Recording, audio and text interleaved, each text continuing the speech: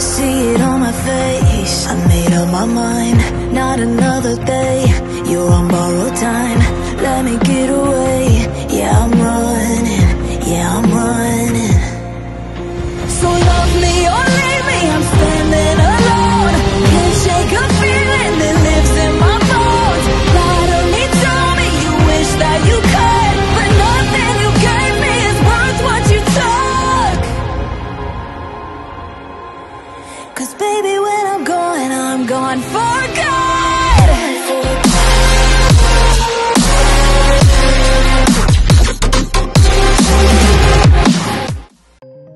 Melanjutkan dari kisah sebelumnya. Sebelumnya Xiaoyan berhasil mendapatkan benih bodhisattva yang membuat Hunyu dan Jiu Feng sangat geram. Hal ini juga membuat mereka menyerang Xiaoyan demi mendapatkan buah tersebut. Namun Xiaoyan yang telah mendapatkan banyak keberuntungan dari pohon kuno bodhisattva hingga kekuatannya memuncak hingga ke puncak bintang Daozun, membuat Hunyu yang menyerangnya justru kalah telak. Pada saat ini, melihat Hunyu terkapar, wajah Jiu Feng berubah pucat. Hunyu kalah secepat ini, gumamnya terkejut. Bahkan dia tidak mampu mengalahkan Hunyu secepat itu. Xiaoyan menatapnya. Kau ingin bertarung juga? Tubuh Jiu Feng menegang. Setelah ragu sejenak dia menunduk dan diam. Sial, bocah ini terlalu kuat, gumam Jiu Feng. Mengabaikan Jiu Feng yang terdiam, Xiaoyan melirik Hunyu yang berusaha bangkit. Niat membunuh memenuhi matanya. Klan Hun dan aku tidak akan berdamai. Hunyu harus mati di sini, ucap Xiaoyan. Namun tiba-tiba pohon bodhisattva kuno bergetar keras. Riak menyebar ke seluruh ruang. Apakah dunia ini akan runtuh? Xiaoyan mengerutkan kening. Dia tahu pohon itu akan tenggelam kembali ke tanah setelah mengeluarkan benih bodhisattva. Melihat ada kesempatan karena kekacauan dari pohon kuno bodhisattva, klan Hun dan suku Phoenix buru-buru menolong Hunyu dan mundur. Kakak Hunyu, kau baik-baik saja? Tanya Jiu Feng dengan cemas. Hunyu menyeka darah dari bibirnya, menatap tajam ke arah Xiaoyan. Kita harus pergi, ucap Hunyu dengan lemah. Pada saat ini cahaya retakan memenuhi langit, dan seluruh ruang mulai runtuh. Dalam sekejap, semua orang tersedot keluar dari dunia ilusi itu. Di padang hijau luas, pohon bodhisattva purba berdiri megah memancarkan cahaya zamrud.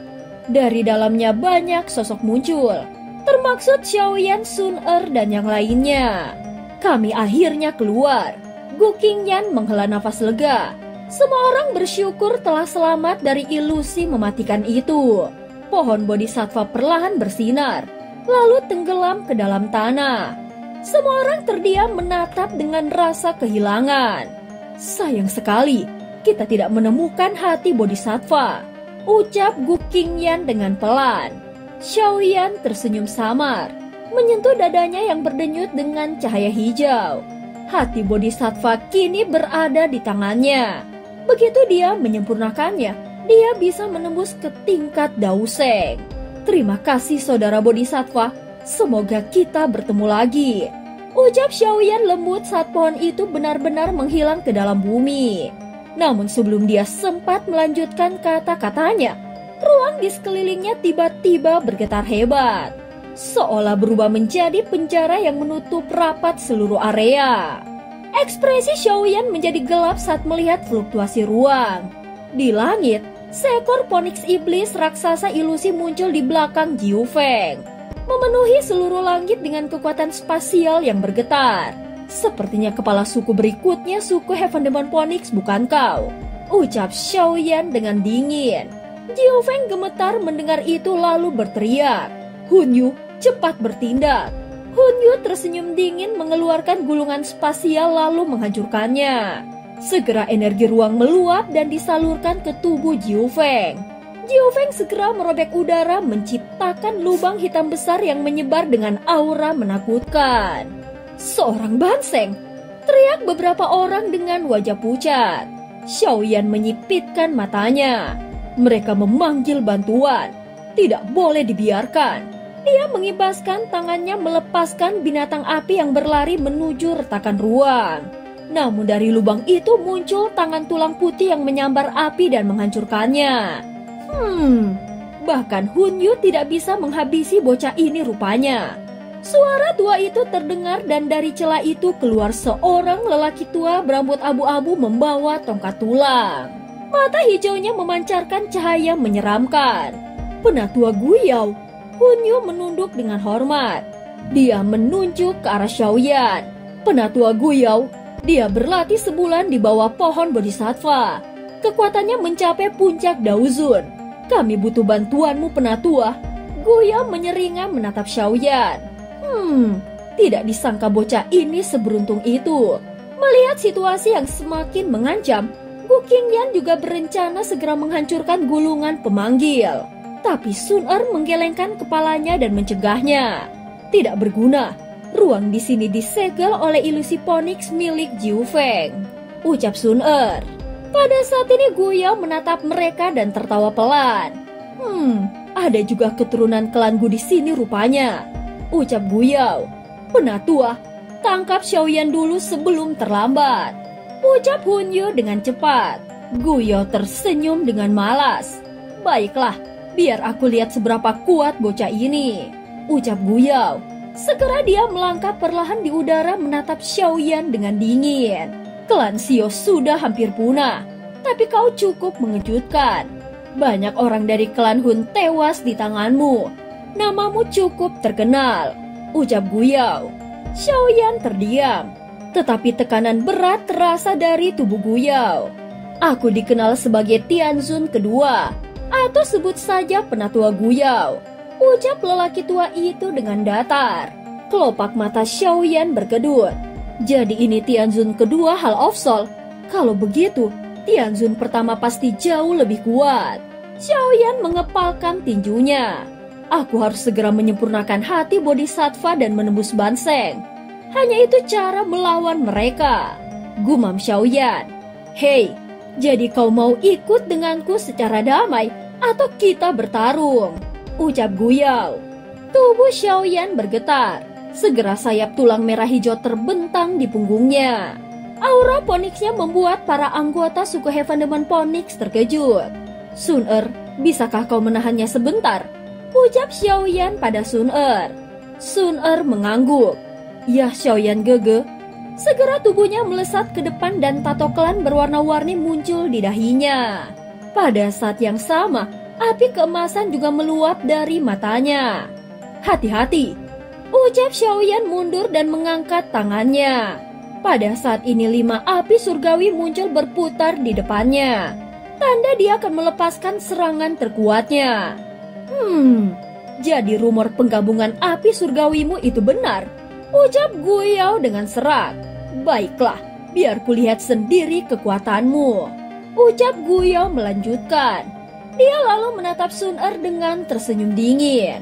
Wah, garis keturunan paling sempurna di klan Gu. Tetapi tetap saja kau bukan tandinganku. Begitu suaranya berakhir, tubuh Guyao menghilang. Sun Er bereaksi cepat, telapak tangannya yang dilapisi api kemasan menghantam udara. Ruang bergetar dan sosok Guyao muncul menangkis serangannya. Tidak buruk.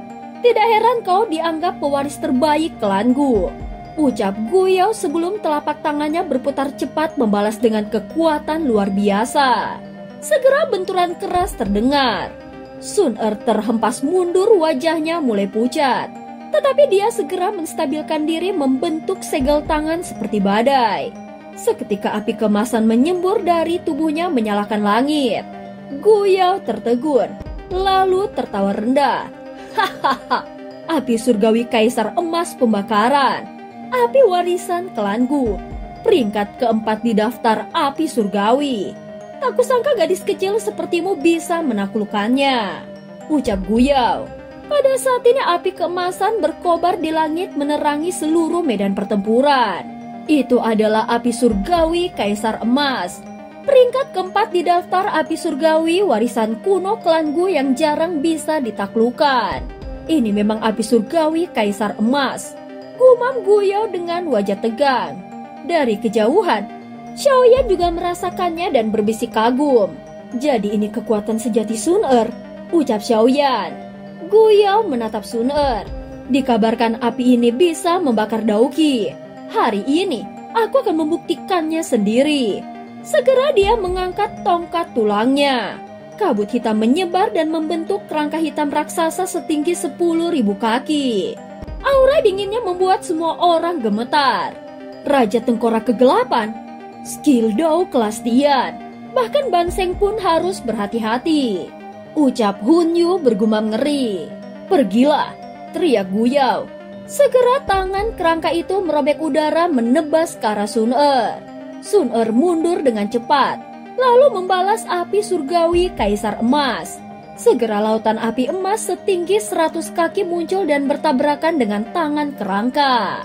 Pada saat ini api dan kegelapan saling melahap dan udara bergetar hebat. Namun tangan kerangka itu menghancurkan nyala api. Sun Er menggigit bibir dan sadar betapa besarnya jarak kekuatan mereka. Tapi tugasku hanya menahanmu, ucapnya dengan pelan.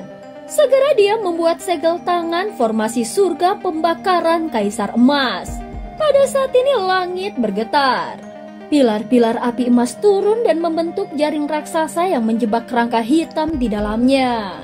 Tangan raksasa itu menghantam tirai api. Tapi nyala emas terus memantul dan membakar dari segala arah. Suhu mematikan membuat udara bergetar. Bahkan Daozun puncak pun akan hangus dalam hitungan detik. Gu Yao memandang formasi itu dan mendengus. Kuat, tapi itu tidak cukup. Kau belum bisa mengeluarkan kekuatan penuh api itu, teriak Gu Yao. Dia membentuk segel tangan dan berteriak pelan. Raja Tengkorak, bersatu denganku. Pada saat ini kabut hitam di tubuh Tengkorak meledak, memuntahkan jiwa-jiwa yang berteriak sebelum meledak sendiri. Ledakan spiritual itu memecah formasi api. Dan kerangka hitam mengecil menjadi 100 kaki tetapi jauh lebih gelap dan kuat. Hahaha, sekarang lihatlah kekuatan sejati kerajaanku. Suara Gu Yao bergema dari dalam Tengkorak. Tubuh aslinya kini hanyalah cangkang kosong. Kerangka hitam menebas tirai api menciptakan retakan besar. Dalam sekejap, formasi emas hancur berkeping-keping. Jika kau sudah mencapai Ban Seng, hasilnya mungkin berbeda. Sayangnya kau masih sangat lemah, ejek Gu Yao. Namun Sun Er hanya tersenyum tipis. Aku sudah selesai menahanmu. Tugasku berakhir. Segera dia melesat mundur dan berdiri di samping Xiaoyan. Pada saat ini di tangan Xiaoyan teratai api berwarna ungu keemasan perlahan berputar, memancarkan aura pemusnahan yang membuat ruang bergetar. Gu Yao menatapnya tajam dan tertawa rendah. Jadi inilah penggabungan api surgawimu. Semoga itu cukup untuk menghiburku, ucap Gu Yao. Tenang, aku tidak akan mengecewakanmu. Senyum dingin muncul di wajah Xiaoyan. Dia mengangkat tangannya dan teratai api 5 warna berputar cepat di telapak tangannya. Sun Er, mundur, ucap Xiaoyan. Baik, hati-hati Xiaoyan Gege. Sun Er segera menjauh, begitu juga Gu Qingyan dan yang lainnya yang tahu ledakan itu akan sangat berbahaya. Pada saat ini kerangka hitam menatapnya, suara seraknya bergema. Ini pertama kalinya kau melawan Ban Seng kan? Hari ini akan kau tahu perbedaan antara Daozun dan Daoseng, ucap Gu Yao. Xiaoyan tersenyum tipis. Dia menjentikan jarinya. Teratai api melesat tak bersuara, tetapi ruang di belakangnya runtuh meninggalkan jejak retakan berwarna hitam. 10.000 jiwa armor. Gu Yao membentuk segel dan kabut hitam menyelimuti langit. Segera ribuan jiwa menjerit, melebur menjadi baju zirah tulang hitam raksasa. Wajah-wajah menyeramkan muncul di seluruh permukaannya. Lihat, apakah apimu bisa menghancurkan pertahananku, ucap Gu Yao. Pada saat ini teratai api menghantam pelindung tulang itu. Langit seolah hening sesaat sebelum ledakan dahsyat mengguncang bumi. Badai api menyebar, ruang terbelah, tanah retak sejauh ribuan meter. Pada saat yang sama, para penonton hanya bisa menatap ngeri, bahkan Jiu Feng dan Hun Yu tampak pucat. Ini kekuatan setingkat Daoseng, gumam mereka. Badai api menelan ilusi surga Phoenix di langit. Tubuh besar itu hancur membuat Jiu Feng memuntahkan darah akibat serangan balik. Api menyapu segalanya, tidak ada yang berani mendekat. Xiaoyan berdiri di kejauhan, nafasnya berat. Ini pertama kalinya dia melawan Ban Sheng. Dan dia tahu meski serangan itu kuat, orang seperti Gu Yao tidak akan mudah mati. Saat badai mereda, sosok kerangka hitam kembali muncul masih berdiri tegak. Dia masih hidup, seru para anggota klan Hun dengan lega. Namun Xiaoyan menatap tajam. Pada saat yang sama, sebuah retakan kecil muncul di pelindung tulang. Lalu serpihan demi serpihan rontok seperti salju. Diikuti suara ledakan keras. Zirah hitam hancur, tubuh kerangka retak di seluruh permukaannya. Angin berhembus dan dia perlahan berubah menjadi abu. Gu Yao yang berdiri jauh di belakang langsung memuntahkan seteguk darah. Wajahnya pucat tetapi matanya masih menyala marah. Hebat, Xiaoyan, kau memang punya kemampuan. Tapi meski terluka, aku tetap akan mengambil nyawamu, ucap Gu Yao. Setelah mengucapkan kata-kata itu, tiba-tiba cahaya emas melesat ke arahnya. Tinju emas besar Xiaoyan langsung menghantam kepala Gu Yao. Namun Gu Yao menahan pukulan itu dengan cepat. Suara logam berdentang dengan keras, tubuhnya terdorong mundur beberapa langkah. Kau masih terlalu muda untuk membunuhku, teriak Gu Yao dengan dingin. Sekarang giliranmu untuk mati. Tangan hitam besar terbentuk dan mencengkram Xiaoyan dari udara. Namun sebelum tangan itu mencapai sasarannya, ruang di belakang Xiaoyan bergetar. Sebuah retakan spasial muncul dan sosok tua perlahan keluar.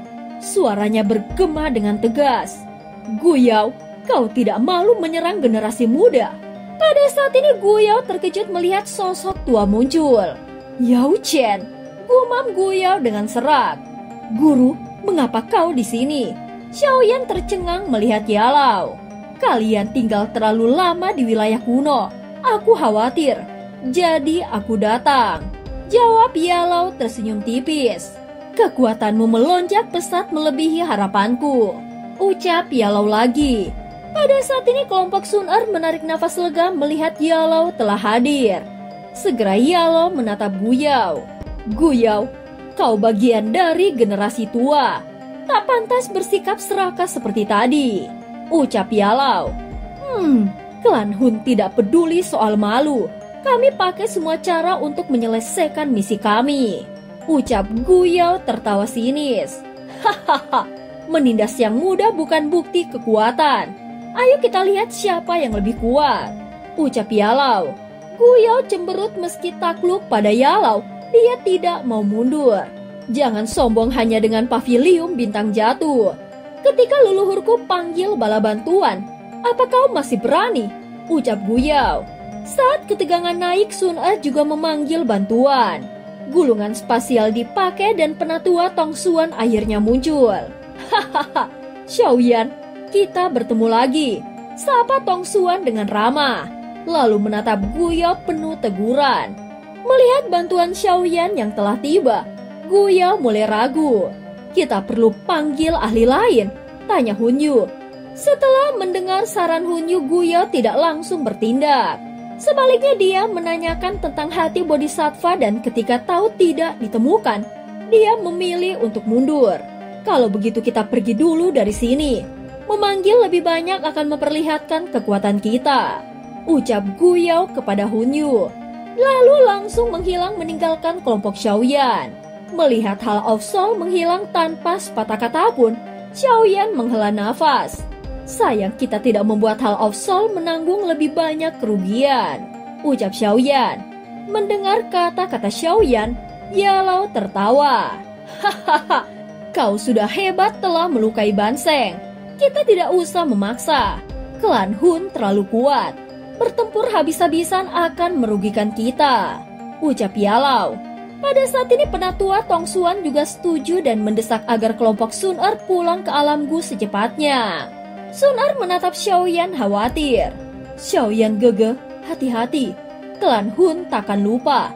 Mereka pasti akan balas dendam, ucap Sun Er. Aku tahu, jawab Xiaoyan. Aku harus segera memurnikan hati Bodhisattva untuk menembus Banseng agar pavilium tetap aman. Ucap Xiaoyan lagi. Penatua Tongsuan meyakinkan. Klan Gu memantau gerakan klan Hun. Jika mereka bergerak besar kami akan tahu. Ucap Penatua Tongsuan. Xiaoyan tersenyum dan berkata, kalau begitu kalian harus berhati-hati. Pada saat ini setelah semua selesai, Tongsuan dan Yalo menutup dengan salam lalu membuka celah spasial. Kelompok Sun Er akhirnya menghilang. Pada saat ini Xiaoyan menatap tanah di luar wilayah kuno lalu berkata, mari pulang, sudah waktunya kembali. Ucap Xiaoyan. Dan cerita pun berakhir. Terima kasih udah dengerin Mihu dari awal sampai akhir ya. Sampai jumpa.